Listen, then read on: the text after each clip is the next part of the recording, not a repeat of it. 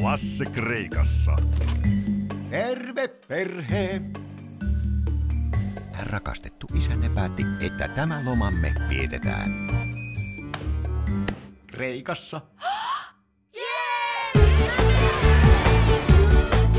Arvaa mitä? Me lähdetään Kreikkaan. Karl Lasse Rudolf Andersson, sinä olet kyllä ihan liikaa. Aha, no sitten sinä olet liian vähän. Menossa Kreikkaan. Mä olen Kreikassa. Ja mitäs teillä on kalsareissa? Sama mikä kaikilla miehillä.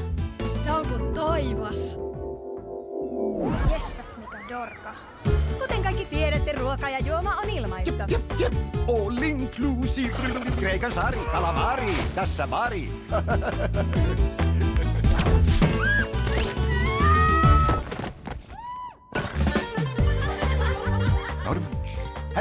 Norman, hävi, Norra.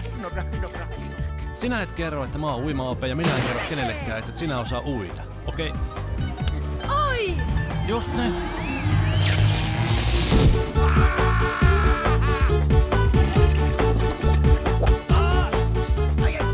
Rakkauden jumalatar, olen täysin kadottanut vetovoimani. Enkä tiedä mitä tehdä.